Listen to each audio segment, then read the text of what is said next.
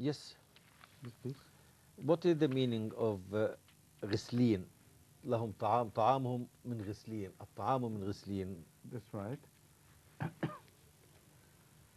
You see, when a thing is purified, it is washed.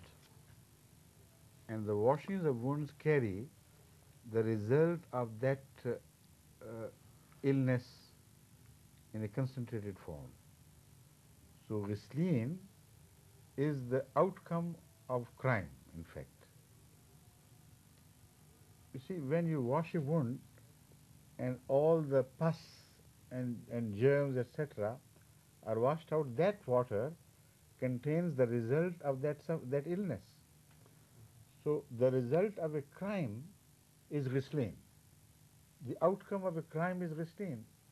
And the punishment of a crime should be the outcome of the crime. So they will personify, as I told you earlier, there's no Maya Jannah would be personified.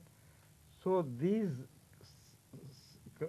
natural consequences of their crimes will be personified for them.